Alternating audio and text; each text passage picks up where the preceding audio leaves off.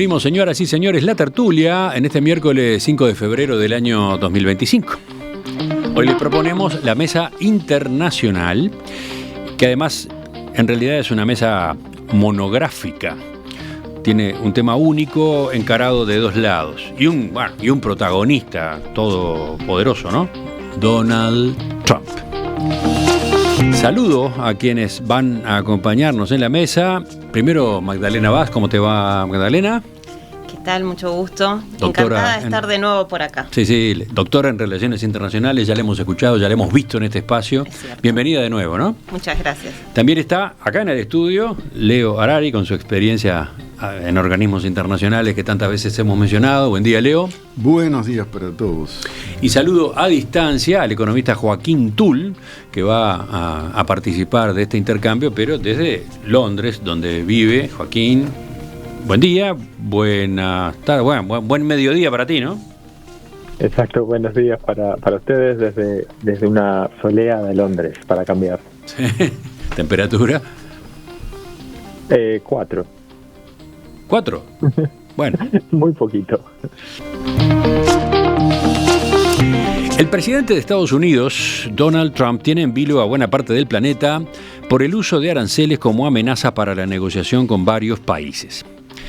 El sábado pasado firmó los decretos que imponían un arancel de 25% a las importaciones provenientes de Canadá y México. En el caso del petróleo canadiense, el arancel era más bajo, 10%.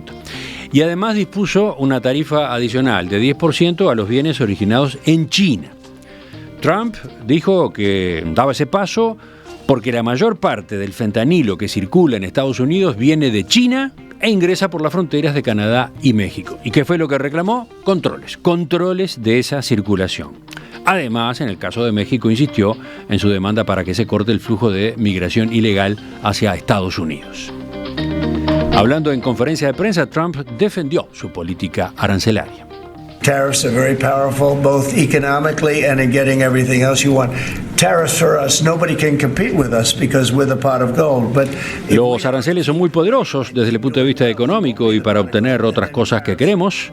Nadie puede competir con nosotros porque nosotros tenemos la olla de oro, pero si no seguimos ganando, vamos a dejar de tener la olla de oro y los aranceles se van a volver contra nosotros, comentaba Trump. La decisión fue rechazada por la presidenta de México, Claudia Sheinbaum, y por el primer ministro canadiense, Justin Trudeau, que llegaron a preparar medidas de represalia también por la vía de los aranceles. Sin embargo, al mismo tiempo, los dos mandatarios estaban negociando con Trump y el lunes, antes de que entraran en vigor las nuevas tarifas, llegaron a acuerdos con el mandatario republicano. Los dos países se comprometieron a reforzar la seguridad en las fronteras y a cambio Washington puso en pausa la aplicación de los aranceles por un mes. Mientras tanto, en el caso de China no se conoce que haya habido conversaciones y los nuevos aranceles de Estados Unidos comenzaron a efectivizarse este martes. Ese día, Pekín respondió aprobando aranceles sobre el carbón, el gas y otros productos estadounidenses y además con el inicio de una investigación antimonopolio contra Google. Pero esto no termina acá. Durante el fin de semana Trump insistió en que prevé imponer aranceles a la Unión Europea pronto, en poco tiempo. Sostiene que ese bloque trata mal a Estados Unidos en materia comercial. Además cuestiona el bajo gasto que destinan sus países a la defensa, lo que deriva en que Washington deba cargar con una proporción demasiado alta del presupuesto de la OTAN. Y si queremos agregar una pincelada más, esto es lo más reciente, pero una semana antes, el domingo 26, Trump impuso aranceles a las importaciones de Colombia. ¿Por qué? Porque el gobierno de Gustavo Petro había resuelto no recibir aviones militares de Estados Unidos con inmigrantes colombianos deportados. La medida duró solo unas horas, porque hubo negociaciones entre las dos partes y Petro terminó cediendo parcialmente a sus exigencias, aunque insistió en que ahora los migrantes colombianos que vuelvan a Colombia lo harán en condiciones dignas. En fin, hago toda esta introducción para preguntarles cómo están viendo el uso de los aranceles como arma de amenaza y negociación en asuntos que no son estrictamente económicos. ¿Cómo ven esta forma de hacer política de Donald Trump? ¿Es nueva? ¿Qué implica? ¿Quién empieza? Bueno, empiezo yo. Me toca romper el hielo. En cuanto a la forma de negociar o la forma de hacer política exterior, yo la veo muy agresiva, invasiva, obviamente no negociadora, busca imponer, y muy emocional, que estábamos hablando justamente del tema de las emociones en las relaciones internacionales con Leo antes de comenzar. De hecho, es una forma de hacer política que cuando la analizamos parece que solo las grandes potencias pueden llevarla a cabo, porque la tendría muy difícil un Estado menor o incluso una potencia media, la tendría muy, muy difícil. De lo que mencionabas antes, a mí me interesa hacer foco en la situación de México, Canadá y China, porque bueno, ahí hay unos elementos a tener en cuenta. Y hay 3 dimensiones a considerar. Por un lado, los temas estrictamente comerciales, después tenemos el tema fentanilo, ¿sí?, narcotráfico, pero también tenemos el tema migratorio o la presión migratoria. Es un cóctel. Es un cóctel, exactamente. En tiempos de policrisis, sí, que los teóricos de la complejidad justamente nos dijeron, hay varias crisis al mismo tiempo, entonces lo que tenemos es una situación nueva. Las decisiones que se toman en función de un cóctel. Sí. Trump, en su discurso, en el caso de Canadá, México, habla básicamente del fentanilo, ¿no? Exacto. Y, bueno, decía yo, en el caso de México, la migración. Pero después resulta que todo indica que las negociaciones incluyen la parte comercial. Y él mismo en algún momento también va y lo agrega, ¿no? El déficit comercial que está teniendo Estados Unidos con esos países. Ni que hablar con China, ¿no? Sí, algo interesante, traje unos números porque me parecieron interesantes. Estados Unidos, importaciones de Estados Unidos desde estos 3, México, Canadá y China. En el 2023, que es el último año que tenemos cerrado, 46%, suman nada más que 13, Pero vamos a mirar qué exporta Estados Unidos a México, Canadá y China, 42%. Las medidas se toman contra los principales socios comerciales. No es contra cualquier Estado, es contra los principales socios comerciales. Esto me interesa remarcarlo, sobre todo porque en el día de ayer hubo una medida colateral del gobierno de Noboa en Ecuador contra México también de subir los aranceles. Pero para México es el 0,4%. Ni siquiera lo va a afectar. Entonces, ahí hay un punto a considerar. O sea, a Noboa le gustó el instrumento. Sí. Dijo, está buena esta onda de utilizar los aranceles, ¿no? Y salió por ahí. Y salió por ahí, pero entre Pero no es lo mismo. Casi 45% a 0,4 hay una diferencia enorme. Todavía no hay un manual de aplicación de los aranceles como amenaza y entonces Noboa capaz que no entendió bien en qué casos sí y en qué casos no. O no entendió que eran grandes potencias y no estados con menor poder. Con el manual básico de la prepotencia. Exacto. Pero bueno, ese está por escribirse y Trump será uno de los que hagan los mejores aportes, los más ricos. Entonces, Magdalena, para terminar tu intervención inicial. Para terminar, tema fentanilo, que es uno de los puntos que me interesa. Vemos lo comercial. Tema fentanilo. Afecta a la seguridad en el sentido tradicional, por la frontera, por el tema de la defensa, la soberanía, la geopolítica por la presencia de China, porque la DEA lo que afirma es que de allí llegan los precursores químicos que se procesan en México. Todos debemos de haber visto esas fotografías que publicó, y algún video que publicó el New York Times en diciembre del año pasado, en ese laboratorio clandestino en Sinaloa, que parecía más una cocina de la casa de cualquiera de nosotros, que realmente lo que uno pensaría que es un laboratorio donde se procesa fentanilo. Pero también el fentanilo afecta la seguridad humana.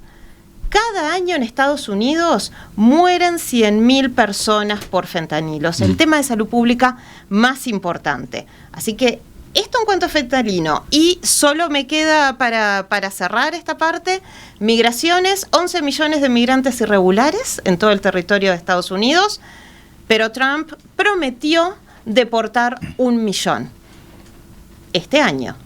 ¿Cuánto deportó en su administración anterior? ¿Cuántas personas? 1.5 millones. Parece que es un desafío logístico, pero también económico muy importante. Veamos entonces, Leo, Está muy bien, voy a tratar de construir por encima de lo que dijo Magdalena, que comparto perfectamente bien. Además me encantó esa alusión al pensamiento complejo, del cual soy un viejo militante. No hay más remedio que tomar en cuenta la simultaneidad de ciertos fenómenos y ver la influencia que tienen entre ellos para entender qué es lo que está pasando. Y eso es lo que me gustaría agregar, una capa más a lo que ella venía diciendo, y es que es necesario discriminar el discurso y los intereses reales que lo motivan. Por ejemplo, en la época del nazismo en Alemania, toda la culpa era de los judíos. En la época de Trump en Estados Unidos, toda la culpa es de los inmigrantes. Pero el fenómeno es el mismo. Por ejemplo, brutalmente, ¿qué medidas han tomado para disminuir el consumo de fentanilo en los Estados Unidos?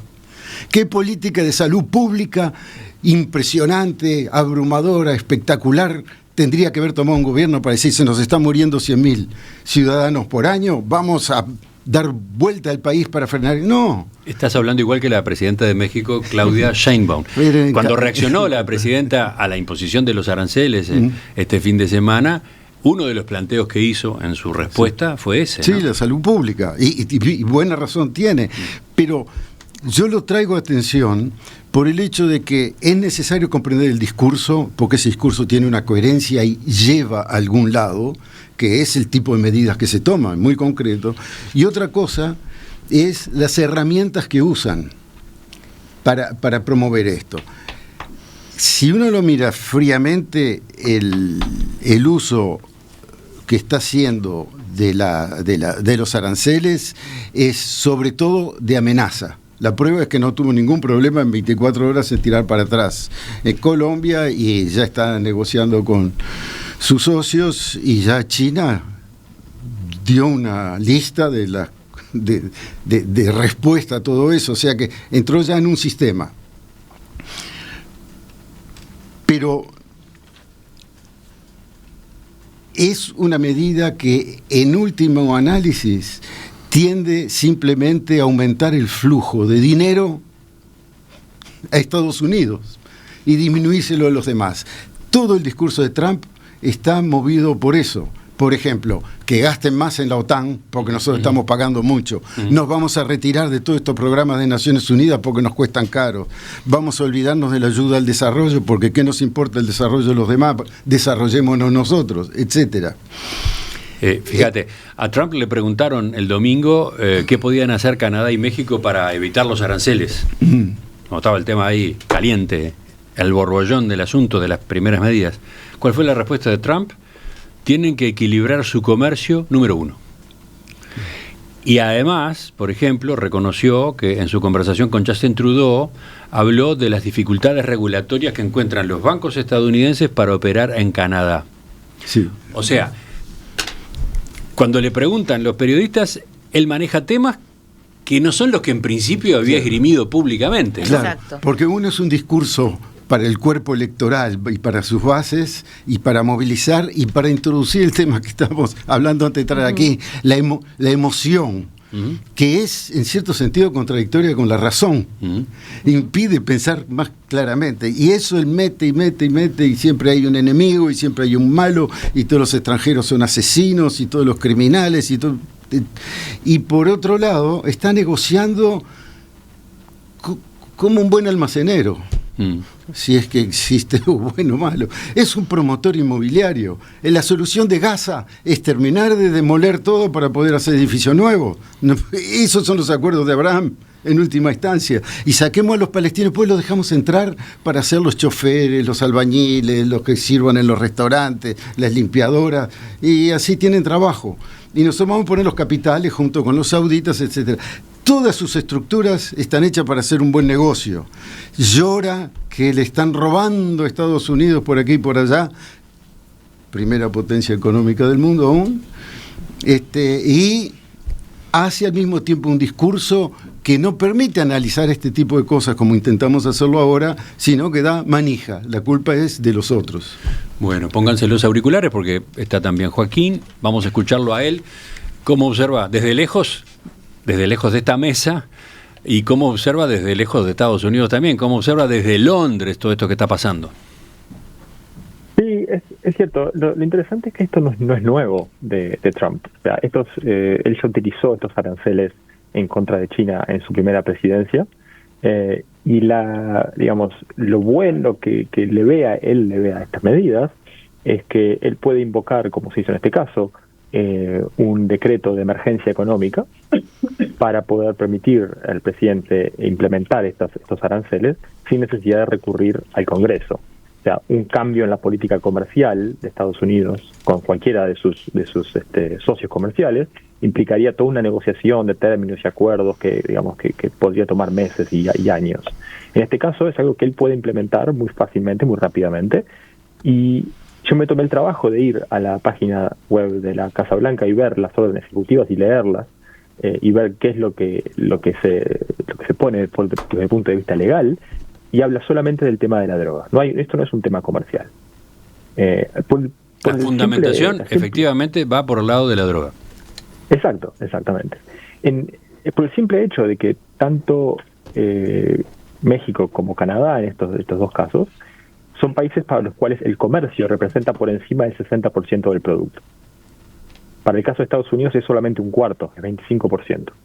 Entonces, Estados Unidos es una economía mucho más cerrada al comercio que lo que es Canadá y lo que es México, por lo cual él les pega por donde les duele, digamos, en cuanto a donde ellos tienen un flujo comercial mucho más importante con Estados Unidos.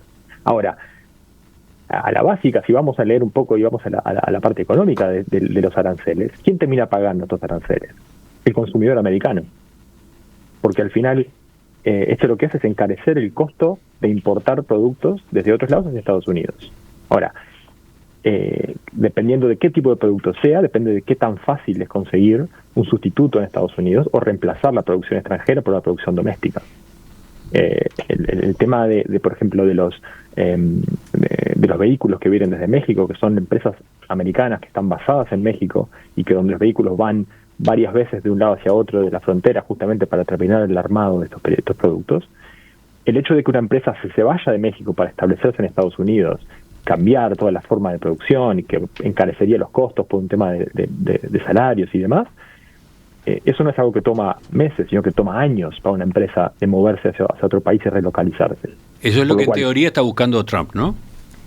Exacto, pero esto va a exceder sus 4 años de mandato. O sea, que General Motors se vaya de las plantas que tiene en México y las establezca al norte de la frontera, puede tomar 3 años, básicamente, desde el momento en que decide irse al momento que apaga la luz y la prende en otro lado.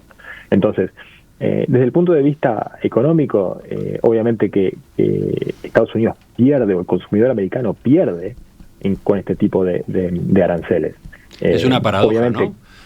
Exacto, por ejemplo... Es una paradoja porque además está el tema de la inflación, ¿no? Todo esto sube precios en Estados Unidos. Exactamente, Estados Unidos importa productos que se utilizan para la construcción de casas, desde Canadá, materiales como madera y eso que viene para la construcción, y encarecería muchísimo el precio de construir en Estados Unidos.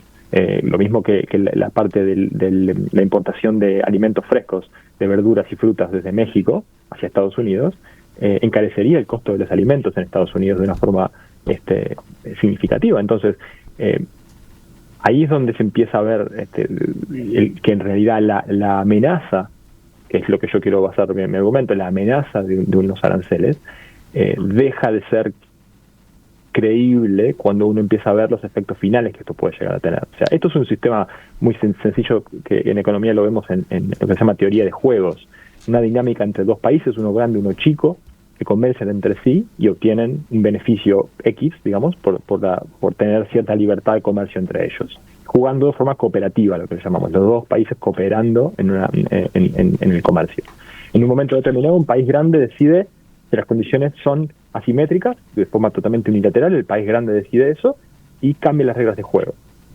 Entonces, el siguiente movimiento del país chico es o cooperar con el país grande y ceder a sus demandas, o retribuir esa amenaza con otra amenaza de retribuirle, digamos, sus incrementos de aranceles, jugando también de forma no cooperativa. A la larga, este último escenario es el peor, en el cual todos terminan perdiendo. Pero ¿quién pierde más? El país que es más abierto, el país que tiene más dependencia del comercio y el país que tiene menos recursos. En este caso, México o Canadá. Entonces, los beneficios son positivos para ambos en caso de que cooperen y son negativos para ambos en el caso de que los dos caigan. O sea, lo que yo veo acá es que es una amenaza para China, para mostrarle qué tanto está dispuesto a ir para tener una guerra comercial con China, que es en realidad el rival del siglo XXI de Estados Unidos. Ya no es más la Unión Soviética, ya ahora es China, entonces pasa a tener esa guerra fría, digamos, de comercio con China en diferentes mercados, donde China está empezando a tener más presencia desde el punto de vista de la inversión. Pero teniendo en cuenta lo que tú señalabas, Joaquín, en cuanto a cuál es el efecto del arancel o de un arancel, que es negativo dentro de Estados Unidos, es un efecto que implica mayores gastos para el estadounidense. Teniendo en cuenta eso, ¿a dónde ibas? A que en realidad, digamos, se emplea el arancel como amenaza, pero casi bajo el supuesto de que después no va a quedar el arancel no puede quedar, si queda es un problema. Exactamente, y principalmente por el hecho de que la razón por la cual se emplea, que es el tema del comercio de la droga, es muy difícil para los países saber hasta cuándo, cuál acción es suficiente para que Trump digamos, saque esa cosa. Si uno es desde el punto de vista comercial, si uno dice, bueno, tú me vendés 100 y yo te vendo 200, tenés que comprarme más. Bueno, muy bien. Yo equilibrio los números y hasta que sea suficiente. En este caso, los dos países dijeron que van a llevar 10.000 personas o efectivos militares a la frontera para controlar el comercio del fentanilo. No sé si 10.000 es suficiente. ¿Por qué 10.000? ¿Por qué no 50.000? Sí. ¿Por qué no 2.000? Entonces, al ser tan vaga, digamos, la razón, es también muy difícil saber hasta dónde es necesario tener la contrapartida. Entonces, por eso es que yo creo que la amenaza no es creíble desde el principio, porque termina perjudicando justamente a Estados Unidos, y que en realidad el interés principal de Estados Unidos, que si es comerciar, debe mantener a sus dos socios grandes, cercanos, cerca, y no dividirlos. ¿Qué dicen los demás? A ver, Leo. No, está bien, está interesante y por supuesto sigue agregando capas este sándwich de elementos esenciales para ir. Es verdad que la política de Trump está disociada, como yo intentaba demostrar, entre el discurso, que es una gran amenaza, y sus intereses que pueden o no equilibrarse. El mismo Trump dijo, esto va a doler, puede doler al mismo pueblo americano, pero vale la pena. Ahora bien, ¿qué significa esto? Por ejemplo, un caso espectacular de lo que le puede pasar, aparte de los efectos negativos sobre su propia economía, como el tema de la inflación, que aparece de repente en China un sistema de inteligencia artificial mucho más económico y tan eficaz como los que hacen en Estados Unidos, calladitos, sin decir nada, y una empresa privada china. Eso acaba de ocurrir, eso es lo que acaba de ocurrir en estos días con la salida al mercado de DeepSeek. Ese es el tipo de cosas que el pensamiento complejo nos permiten entender con facilidad. No se trata de decir, 15% de voz, 25, 18, 27. Esa negociación es bluff, es póker. La verdadera negociación está en los operadores diplomáticos y políticos de cada uno para ver si con esto se calma o no. Hay un ejemplo. Bueno, recordemos, en el caso de DeepSeek, justamente lo que ocurrió fue que esa empresa china superó una restricción, superó una barrera comercial. Claro. Porque en Estados Unidos está prohibido que Nvidia en particular, que produce microchips para inteligencia artificial, exporte a China los dispositivos más avanzados, los de la categoría más alta. Puede exportar, sí, los de categoría B, digamos, categoría B y C. Supuestamente para frenar el avance de la inteligencia artificial china. Bueno, estos chinos lo que hicieron fue, bueno, con el chip B yo me arreglo, con el B saco adelante un producto mucho más eficiente que el que ustedes generan allá en Estados Unidos. Ese es el tipo de respuesta inteligente posible. Y es uno de los frenos que tiene la real política que está llevando adelante Trump. Pero hay otra cosa que también a mí me resultó significativa y fue la negociación con Colombia a propósito de la expulsión de ciudadanos colombianos encadenados y esposados en aviones militares norteamericanos que el señor Petro rechazó. En la negociación, yo la seguí minuto a minuto porque me resultaba una puesta a prueba de la política Trump, de la primera medida que tomó. Sí. Y es que negociaron la declaración de la Casa Blanca de manera de que quedara como un éxito de Trump, a pesar de que Trump dio marcha atrás, porque los colombianos fueron recibidos por Colombia, pero dignamente, que era el tema principal de Petro, y en aviones colombianos. Hicieron negociar la palabra aviones militares, porque eran aviones militares colombianos, pero ya no norteamericanos, para que quedara como que ganaron a pesar que perdieron. Es decir, en el primer gran bluff de Trump, que fue la expulsión de los colombianos, negociaron en 6, 7, 8 horas la marcha atrás. Fue un domingo de vértigo, ¿no? Claro, pero dieron marcha atrás, ¿por qué? Porque los propios intereses norteamericanos iban a ser más afectados que los colombianos. Entonces, era un bluff que pensaron que lo iban a ganar, no lo ganaron, lo negociaron y después pusieron tantas energías en negociar la declaración que salía de la Casa Blanca para no perder la cara. Ahí tenés un patotero puesto en evidencia. Bueno. Claro, con el riesgo para Petro y el gobierno colombiano de que públicamente queda habiendo perdido, ¿no? Queda, según la declaración de la Casa Blanca, habiendo sido quien aflojó. Estamos hablando del gran imperio contra un pequeño país. Magdalena. Y ahí hay un punto que me gustaría retomar. En relaciones internacionales esto se denomina teoría del borde del abismo. Así es como negocia Trump. Sí. Lleva a, en su momento durante la Guerra Fría, era el enemigo, ahora vamos a decir que es la contraparte, lo presiona hasta el borde del abismo. ¿Para qué? Para que cuando sienta el otro que está a punto de caer, ceda. ¿Qué fue lo que sucedió finalmente? Bueno, lo que ha sucedido creo que en todos los casos, porque Canadá, México, en parte tiene mucho que ver con esto, sin duda el caso de Colombia. Y esto ya se vio, no es nuevo. Tú preguntabas al comienzo si esta forma de hacer política internacional es nueva y en realidad no, porque fue típica de la Guerra Fría, la crisis de los misiles. Creo que es el ejemplo más claro y que todos tenemos más cercano en la mente. También pueden ser los rehenes en Teherán. Estados Unidos siempre presente, sí, grandes potencias siempre presente. Lo hizo la Unión Soviética también. Presionar hasta que el otro cede. Esa es la forma de negociar. Y me quedo con algo de lo que dijo Joaquín y que dijo Leo, que lo podemos profundizar en la segunda parte, que es China. ¿Sí? ¿Cómo está quedando parada China en este momento? Muy interesante porque lo primero que dijo China fue: yo voy a ir a la Organización Mundial del Comercio. Acá iniciamos una disputa ante los panels de la Organización Mundial del Comercio.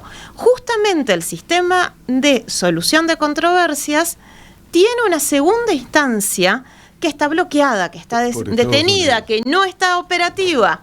¿Quién es el máximo causante de esto? Estados Unidos. Y no viene de Trump, no viene de Biden, no viene de Trump, viene de la última presidencia de Obama, ¿sí? Por considerar que los temas de seguridad y comercio están yendo en contra de sus intereses, ¿sí? Cuando se cruzan de nuevo, los teóricos de la complejidad acá estarían muy contentos, Edgar Morin, porque todo lo que dijeron aparece, ¿sí? Y aparece con una precisión muy interesante para el análisis. Entonces no se designaron más miembros para el órgano de apelación. Claro, Trump. hay que explicar eso, es una palabrita nada más. En el funcionamiento del sistema de arbitraje, es una especie Sí. como de juzgado Ajá. de los problemas de comercio en el mundo, no puede funcionar si no están todos los jueces. Y Estados Unidos no nombra a su juez. Desde hace, ¿cuántos? 6 años, 7 años. ¿no? Desde la última presidencia Sí, de Obama.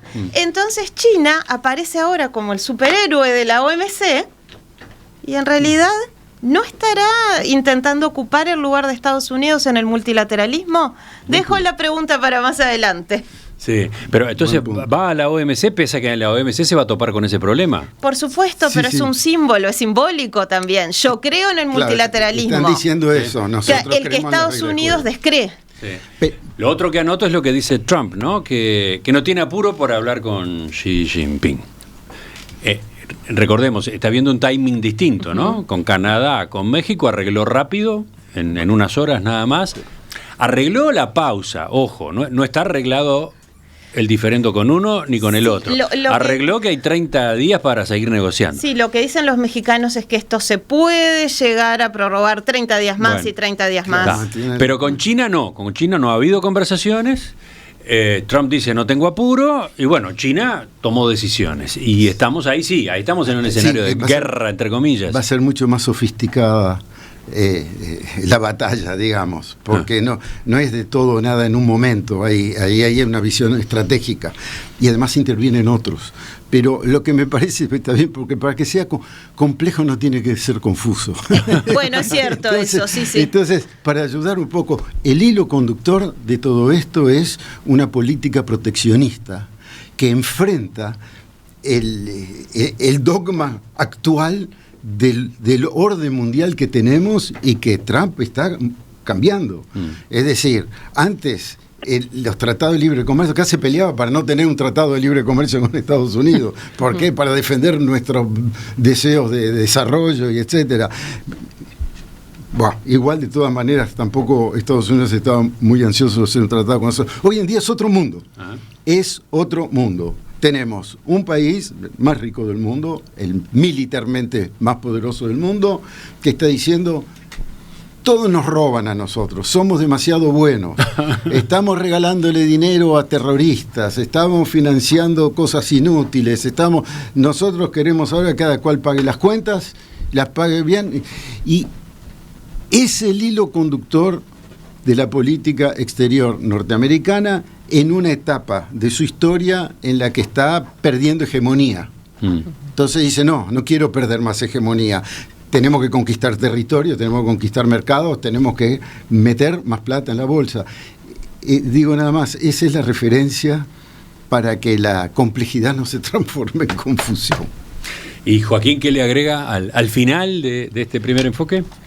No, que justamente el rival de Estados Unidos es China y lo que decía Magdalena en cuanto al posicionamiento de China en el espectro mundial, está tomando el liderazgo del grupo de los BRICS, donde representa más del 70% del producto de los BRICS, y está intentando armar un bloque, digamos, por afuera de lo que es Europa, por afuera de lo que es Estados Unidos, e intentar de liderar su propio bloque. Entonces, ahí es donde está donde se juega la batalla, y creo que ahí es donde está ese tire y afloje que está intentando hacer Trump, que ya lo hizo en su primera administración, que lo dijo que lo iba a hacer en la campaña y que lo está haciendo ahora.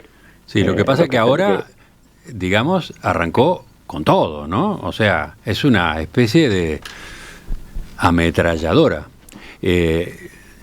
Tomó las decisiones a las pocas horas de asumir, bueno, una batería de decisiones, en especial estas, ¿no? Y bueno, y las que no tomó, las está por tomar, las de Europa, por ejemplo, ¿no?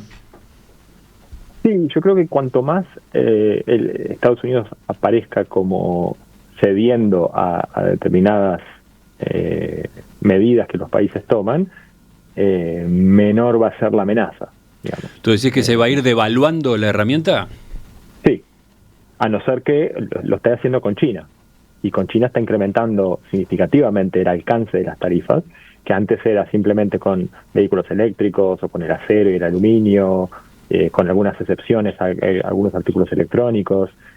Ahora lo que está haciendo es intentar hacer, bueno, a todos le pongo una base de un arancel. Eso ya es significativamente el cambio. Ahora, con el resto, lo mismo que pasó, que decía Leo, con Colombia, lo que hizo con Venezuela también, con un intercambio de detenidos también y el envío de migrantes. Entonces, yo creo que la medida se va a empezar a devaluar a medida que le encuentran la vuelta de negociar con Trump, a no ser justamente con China, que es donde tienen la batalla grande. Enseguida vamos a retomar este tema único de la mesa internacional de hoy, pero Magdalena, hay varios oyentes que preguntan en el caso concreto de México y Canadá, ¿por qué ante la decisión unilateral de Estados Unidos de imponer estos aranceles no se invoca el Tratado de Libre Comercio de Norteamérica, el tratado que los 3 países integran? Sí, el TEMEC, que es la reversión del muy conocido NAFTA de los 90. Yo iba a decir NAFTA, pero sabía claro, que no, que ese no era el nombre actual. NAFTA 2.0 sí. le podríamos decir, es el NAFTA evolucionado. Yo ahí podría ensayar varias respuestas. Una tiene que ver con la inmediatez. Es necesario encontrar una solución inmediata, ¿sí? Eso requiere negociación. Claro que ahí habría que hacer una precisión. La negociación internacional, cuando se basa en la diplomacia presidencial, que esto es lo que hemos visto en estos 2 casos en concreto, desgasta las relaciones entre los estados. O sea, la diplomacia no puede ser exclusivamente presidencial, como lo estamos viendo, ¿sí? Pero bueno, la inmediatez lo requiere. Esa es la primera respuesta que puedo ensayar, pero tengo otra idea que me gustaría compartir. El año que viene, 2026, se cumplen 10 años del TEMEC y allí es el momento en que se va a evaluar si le sirve o no le sirve a los estados, qué se debe modificar, qué se debe mantener. Y hay que tener una visión estratégica. Nos han enseñado los chinos que hay que tener una visión estratégica por mucho tiempo. No, pero sí, está bien clarito de que Trump le resulta indiferente los acuerdos internacionales de Estados Unidos. Lo demostró en la primera presidencia, se fue del Tratado de Transpacífico, rompió el difícil montaje que había alrededor de Irán y hace lo que quiere. Entonces, había que responder golpe por golpe. No, es como tuviste un accidente de coche y decís, vamos a sacar los formularios para el seguro y el otro te tira un piñazo. Vos tirás el formulario al piso y te defendés. O tirás otro piñazo, qué sé yo, saca una pistola. Pero estamos en ese tipo de mecanismo. No, porque en teoría un esquema como el de Tratado de Libre Comercio de Norteamérica incluye instancias para debatir este tipo de sorpresas, ¿no? Que uno de los socios va y le impone altos aranceles a los otros, ¿no? El tipo no la respeta. ¿Vos sabés lo que están haciendo ahora en los organismos, en las agencias del Sistema de Naciones Unidas? Va la delegación americana y dice, ¿sabe qué? Nos retiramos de todo esto. Acá porque habla de inclusión, acá porque habla de diversidad, acá porque habla de ayuda al desarrollo. Ese es un proceso que se está dando, sí. Pero está fuera de las reglas, no se hace así. No se hace así. ¿Pero qué vas a hacer si vienen a prepo? Joaquín, ¿tú? ¿Un apunte sobre esto último? Sí, justamente lo que decía Magdalena. Yo creo que esta es la primera etapa de la renegociación del nuevo NAFTA 2.0. Acá comienza, y creo que lo que Trump, esto se negoció durante la primera administración de Trump, y creo que lo que quiere hacer ahora es adelantar el proceso de esta negociación, y este es el primer paso. Esta es la primera discusión que se va a estar generando sobre qué es lo que quiere Estados Unidos y cuáles son las condiciones por las cuales se quiere regir a partir de ahora. Creo que viene por ahí, digamos, también el hecho de por qué justo Canadá y México. Trump y sus amenazas con aranceles. ¿Se inicia una gran guerra comercial? ¿Qué consecuencias puede tener esta situación, incluso en otras partes del mundo? ¿Qué puede pasar acá?